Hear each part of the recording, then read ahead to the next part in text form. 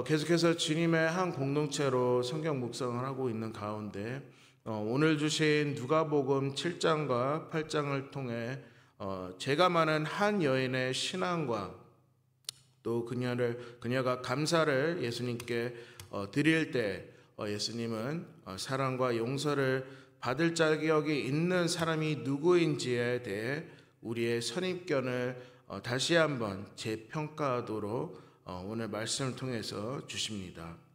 또한 겸손한 자의 신앙이 이 종교 규범에 대한 형식적인 의식들과 또 신앙보다 참된 신앙으로 주님께 순종하며 살아가는 중요하고 또 필요성을 다시 한번 저희들에게 상기시켜 주십니다.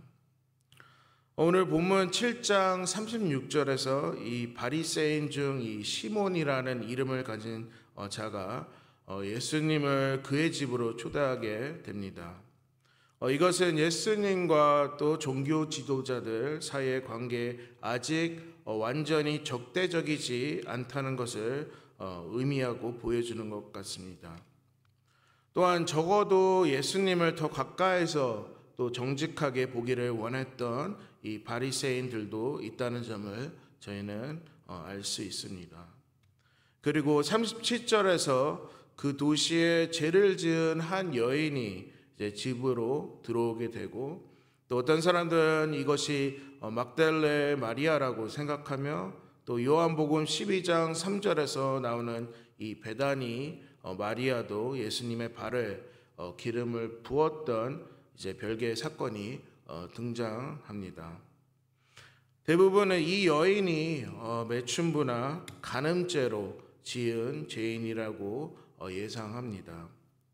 이렇게 죄악의 명성을 가진 여인이 이제 바리새인의 집에 들어온 일도 대담한 일이었지만 예수님에 대한 사랑을 표현하기 위해 기꺼이 무엇이든 할 수 있는 그녀의 용기와 결단력을 이제 말씀을 통해서 저희는 알 수 있습니다.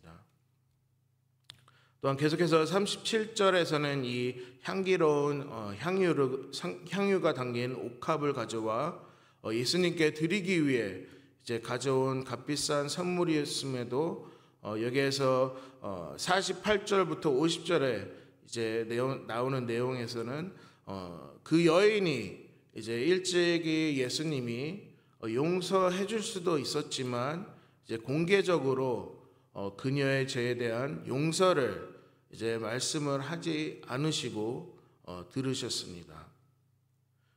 그녀는 그리스도를 위해 향유를 주님의 발에 적시고 자신의 머리로 예수님의 발을 닦고 모든 일을 직접 행동으로 행했고 또 주님을 섬기는 전념하는 모습을 저희는 누가복음을 통해서 알 수 있습니다.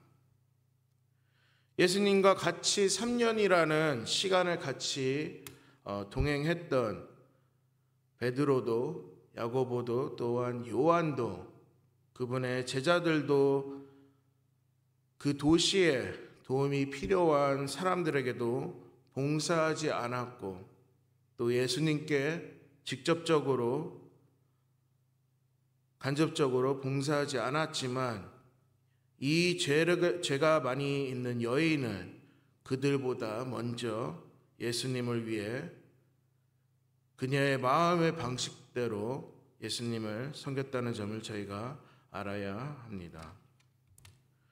주님의 발 뒤에 서서 눈물을 흘리며 그분의 발에 향유를 발라드리며 감격의 눈물로 그분의 발을 씻기고 머리카락으로 깨끗하게 닦고 반복적으로 그분의 발에 키스를 드렸습니다. 39절에서 이 바리새인 시몬은 예수님이 이 여자의 마음을 볼 수 없다고 생각했고 또 그분이 예언자라는 것을 이제 의심적인 마음으로 보게 됩니다. 40절부터 47절에서는 예수님은 시몬을 부르시고 또 빚진 자의 비유로 죄에 대한 용서받는 법을 바로 사랑해야 한다는 점으로 설명을 해주십니다. 끝에 자만심이 많은 이 바리새인 시몬도 그 여인과 같은 하나님의 심판과 은혜가 필요하다는 중요한 진실을 알게 되는 것 됩니다. 예수님은 죄인을 보시는 부분은 바로 이 여인이 보는 진정한 사랑과 또 회개와 헌신이라고 저희들에게 전해 주십니다. 바리새인 시몬은 여자의 외면만 보았고 용서를 구하고 예수님에 대한 사랑을 쏟아내는 겸손한 그녀의 내면을 보지 못했기 때문입니다. 44절부터 46절에서는 예수님이 말씀하신 이제 바리새인 집에 초대한 이 집 주인의 그 당시 일반적인 예의와 예절을 그는 하지 않았습니다. 예수님은 이미 다 알고 계셨지만 바리새인 시몬에게 항의나 또 그의 초대를 거절하지 않으셨습니다. 어쩌면 이 죄를 지은 여인은 하나님이 바리새인 시몬에게 바라시던 깊은 헌신의 모습이었고 롤 모델이었고 또 다른 보기로 보여주십니다. 이렇게 시몬은 예수님께 베풀어 주시는 죄에 대한 용서의 뜻을 그는 깨닫지 못했습니다. 49절에서 함께 앉아있는 이 자들도 또 다른 바리새인 또 예수님의 제자들도 이가 누구이기에 죄도 사하는가 하더라고 이렇게 49절에서 말씀해 주십니다. 그들 또한 예수님께서 죄를 용서해 주실 권세를 가지고 계시다는 것도 제대로 이해를 하지 못하고 있었습니다. 그들은 단지 바리새인으로서 외면적으로 거룩한 삶을 살아가는 듯 보였지만 내면적으로 그들의 마음은 죄악으로 주님을 그리스도 여호와로 보지 못했습니다. 이 세상의 구원자이신 예수 그리스도께서 자신의 눈앞에 분명히 계심에도 불구하고 그들은 여전히 죄악에 사로잡혀 구원의 진정한 진리를 알지 못했습니다. 마지막으로 50절에서 예수님은 그 여인에게 직접 말씀해 주십니다. 예수께서 죄인으로서 겸손하게 그분께 회개하며 신뢰하고 또 사랑의 실천을 보여주었던 그녀에게 예수님의 자비와 은혜와 사랑으로 용서를 해주셨고 또 평온을 안고 주님께 대한 신앙심을 가지고 돌아가게 됩니다.